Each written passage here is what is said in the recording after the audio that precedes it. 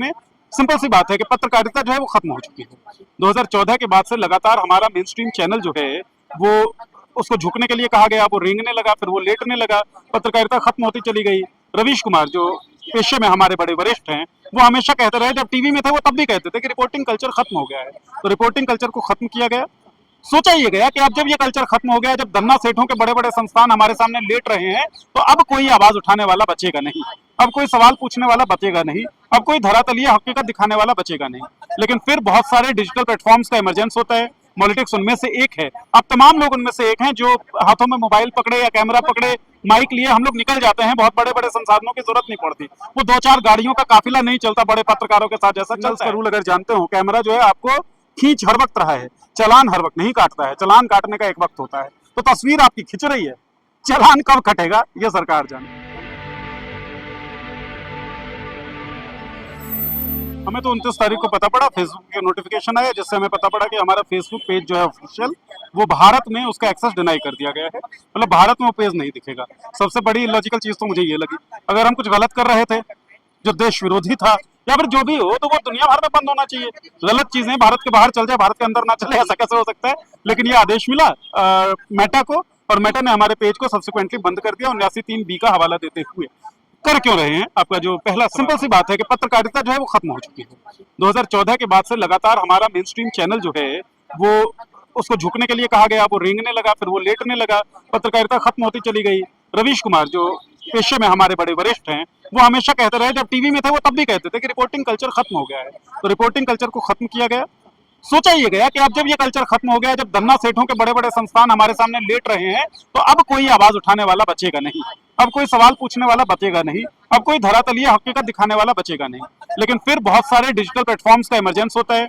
Politics उनमें से एक है। अब तमाम लोग उनमें से एक हैं जो हाथों में मोबाइल पकड़े या कैमरा पकड़े, माइक लिए हम लोग निकल जाते हैं। बहुत बड़े बड़े संसाधनों की जरूरत नहीं पड़ती, वो दो चार गाड़ियों का काफिला नहीं चलता बड़े पत्रकारों के साथ जैसा चलता है। अभी तक तो कोई मेल नहीं भेजा है। मेटा ने हमें एक नोटिफिकेशन भेजा है, जिस नोटिफिकेशन का कहना यह है कि सरकारी मंत्रालयों या सरकार के आदेश पर आपका जो पेज है उसके एक्सेस को डिनाई किया जाता है इंडिया में।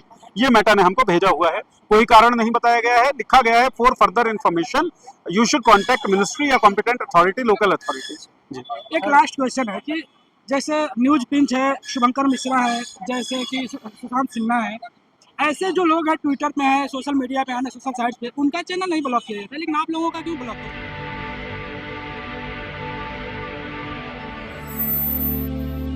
नहीं नहीं, ये ऐसा है कि जो सवाल उनको असहज करेंगे उन तमाम लोगों की मार्किंग होगी। सूनर और लेटर सभी लोग उस पचड़े में फंसने ही वाले हैं।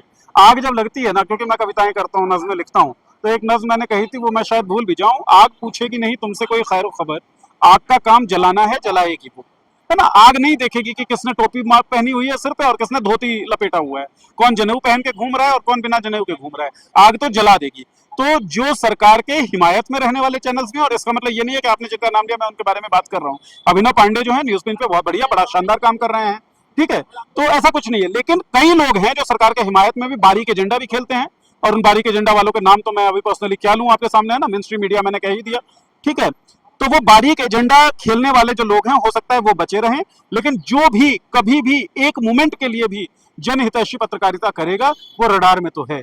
जैसे आप ट्रैफिक सिग्नल्स का रूल अगर जानते हो, कैमरा जो है आपको खींच हर वक्त रहा है, चलान हर वक्त नहीं काटता है, चलान काटने का एक वक्त होता है। तो तस्वीर आपकी खिंच रही है, चलान कब कटेगा ये सरकार। अब लीगल प्रोसीडिंग के हिसाब से रिट शायद दाखिल करना होगा, वो तो वकील ज्यादा बढ़िया बताएंगे हमें। हमें फिलहाल ये कहा गया कि मेटा को हमने एक फॉर्म सबमिट कर दिया है कि भाई आपका ये निर्णय जो है गलत है, इस पर हमको रीजन साइड करिए, वरना will go into the court वाला पूरा जो प्रोसेस है।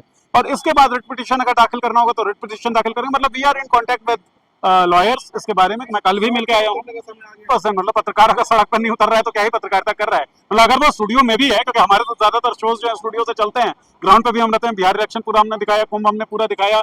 हमारे पत्रकार थे राघव जो पीटे गए, जिनके साथ हिंसा हुई, क्योंकि वो सच्चाई दिखा रहे थे अमित शाह की रैली में।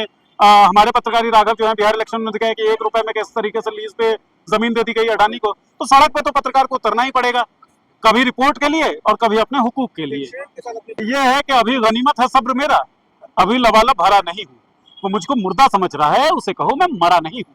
नीरज इससे पहले भी और मॉब लिंचिंग लगातार हो रही है, तो भाषण देते हुए मंच से कहते हैं मुझे बड़ा बुरा लगता है। बुरा लगता है अगर देश के प्रधानमंत्री को ये घटना बुरी लगती है तो ये घटना देश में घटती रही, लेकिन देश में घटती रही और सिलसिलेवार तरीके से घटती रही ना। आप आवाजों को बंद करना चाहते हैं, आप आलोचनाओं को बर्दाश्त नहीं करते। अगर आप आलोचनाओं को बर्दाश्त करते, आप सवालों से डरते नहीं, तो 12 साल हो गए प्रधानमंत्री हुए हुए आपको, आप प्रेस कॉन्फ्रेंस कर चुके होते। इंटरव्यूज में अगर आपके चंक्स निकाले जाए तो केवल वो चंक्स नहीं निकलते, आप बंटवारा रखते हैं कि नहीं, आम चूस के खाते हैं कि काट के खाते हैं। और अगर आपको अपनी छवि की चिंता होती, जब ट्रंप कहता है I do not want to destroy Modi's political career, आप तब बोलते हैं। लेकिन जब लोग सवाल पूछते हैं कि हमारे देश का प्रधानमंत्री इस बात पे मौन क्यों है, आखिर हम इतनी बेइज्जती क्यों झेल रहे हैं, तो आपको लगता है कि आपका छवि हनन हो रहा है। तो नरेंद्र मोदी जी कितना भी कह रहे हैं तो आलोचनाओं को बर्दाश्त करते हैं। अरे आप उनकी पार्टी की स्थिति देख लीजिए ना, लालकृष्ण आडवाणी संरक्षण बनाए गए, उसके बाद वो कहाँ दिख रहे हैं? जिसने जिसने सवाल पूछा वो उनके कैबिनेट का हिस्सा नहीं।